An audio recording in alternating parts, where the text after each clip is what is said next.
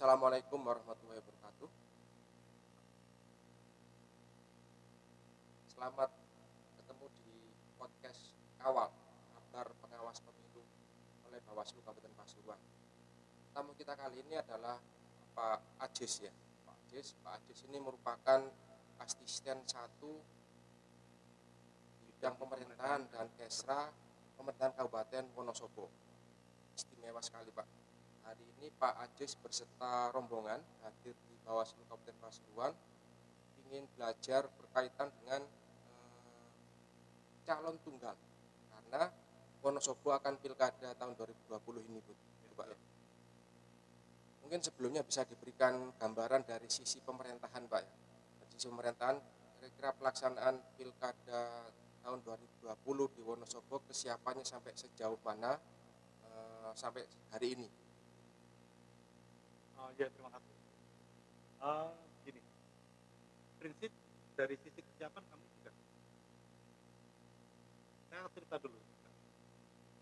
Sebenarnya persiapan kita dulu kan pilkada, kemudian di masa pandemi, sehingga kami selalu berkoordinasi dengan KPU. Di masa pandemi ini tentu saja kesiapannya akan berbeda dengan pilkada yang sebelum-sebelumnya. Pada waktu itu bagaimana kita bisa memastikan bahwa pada saat pilkada nanti seluruh jajaran pelaksana pilkada itu bisa dipastikan dalam kondisi yang baik. Dalam kondisi yang baik itu dari kesehatan. Karena itulah kemudian kami berpikir sudah bisa dipastikan akan ada penambahan biaya.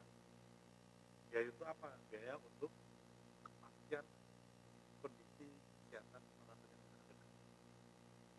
Ya, kemudian kita adakan revisi anggaran,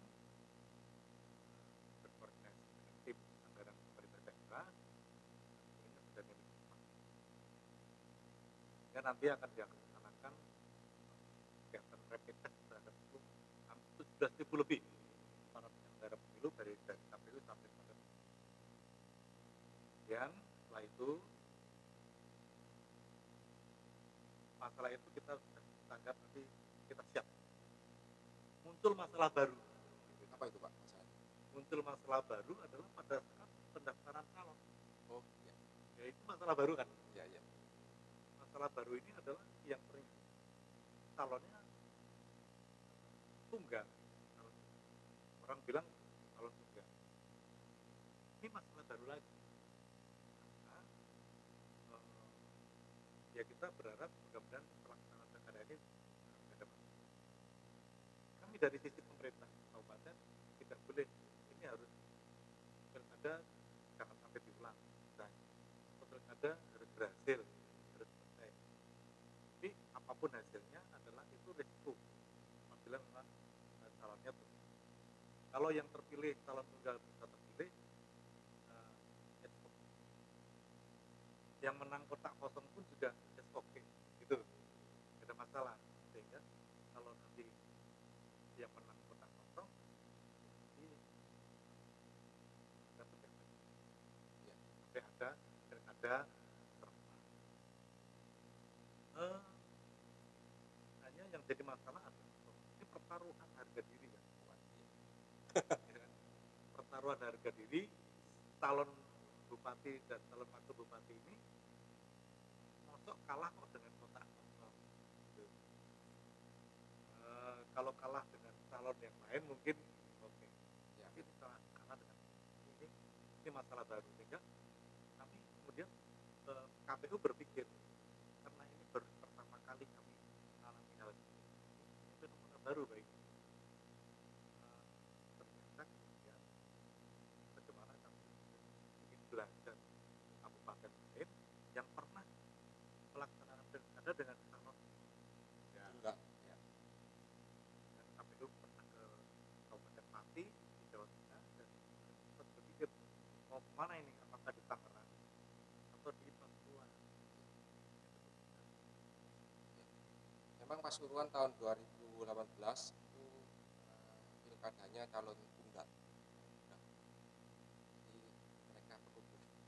Wonosobo belajar ke Pasuruan. Mungkin kita akan sharing-sharing. Tadi kita sudah melakukan diskusi, sharing, paparan juga dari Bawaslu Kabupaten Pasuruan bersama teman-teman dari Wonosobo dari Pemkab eksekutif ya bersama KPU Wonosobo. Nah dari sisi pemerintahan itu Pak, selain kesiapan tadi anggaran sudah disiapkan, sudah dibereskan. Kemudian ternyata ada tantangan yang lain gitu kan, tantangan COVID-19. Kira-kira nanti di Wonosobo dari sisi pemerintahan, kira-kira secara struktural pemerintahan itu harus mendukung kan? Mungkin dalam bentuk dukungan pelaksanaan pilkada selain anggaran itu apa saja?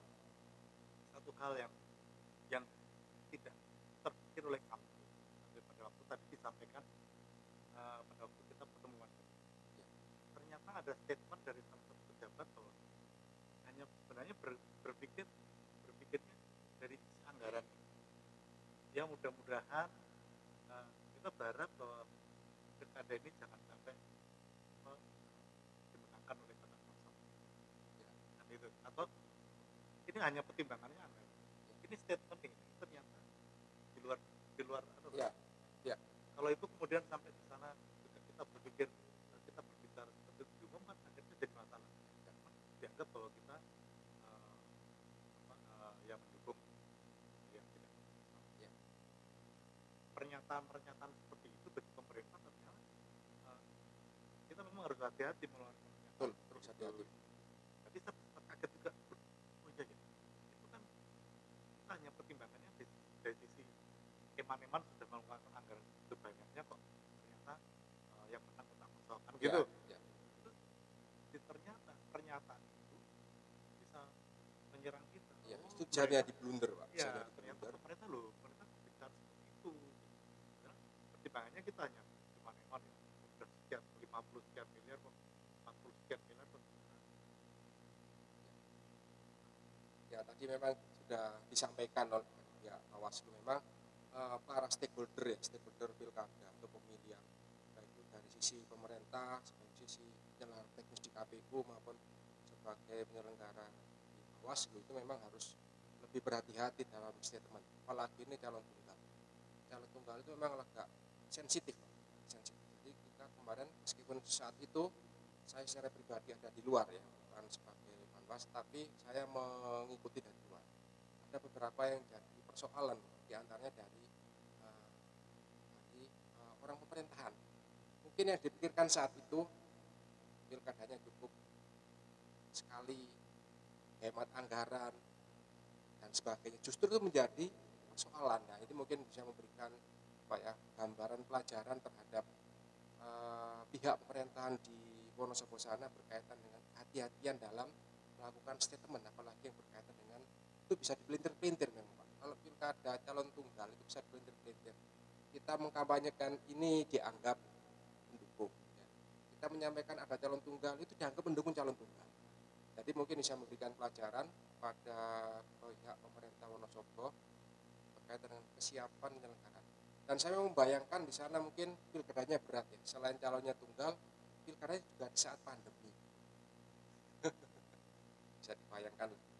Ya, mungkin ada hal-hal lain Pak yang ingin disampaikan atau ada harapan atau nanti bisa selain tadi mungkin ada pelajaran apa yang bisa diambil dari Pasuruan tadi.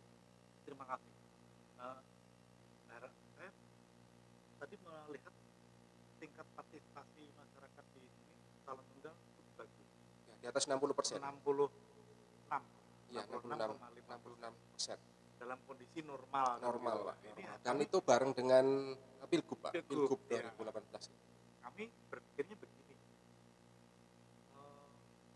Pilkada kami tanggal 9 Desember dalam kondisi pandemi.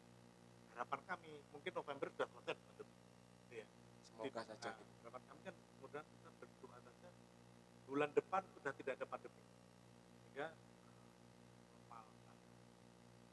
Kita berpikir dalam kondisi seperti itu, ketakutan masyarakat terhadap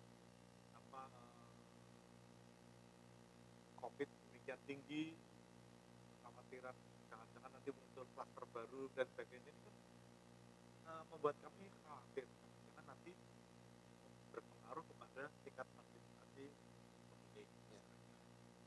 Tetapi kami tetap berharap bahwa mudah-mudahan dalam kondisi seperti ini pun minat masyarakat untuk melakukan hak pilihnya juga tetap tidak Tetap tinggi terpengaruh, gitu tetap Pak ya. tinggi.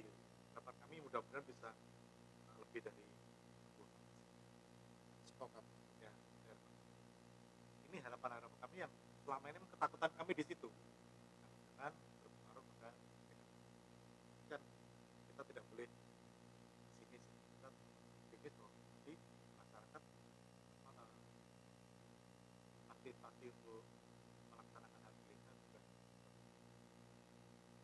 Oke, semoga Pak ya, pilkada ini pandemi ini segera berakhir tuh Pak ya. Segera berakhir sehingga Sudah pilkadanya lancar, sudah berjalan lancar, dengan baik, kondisinya dengan normal, partisipasi pemilihnya juga tinggi. partisipasinya tinggi. Ya, apapun hasilnya lebih penting. Dan Wonosobo dan Pasuruan ini kayaknya ada kesamaannya. Kalau di Pasuruan itu ada Gunung Bromo, kalau di Wonosobo itu kayaknya Gunung Dieng Pak ya. Dieng. Ini memang berada di lereng Dieng. Oke, saya kira itu mungkin yang bisa kita sampaikan, bisa kita ujang-ujang sebentar berkaitan dengan tamu dari Wonosobo, dari pemerintahan Kabupaten Wonosobo, Pak Ajis, dari asisten 1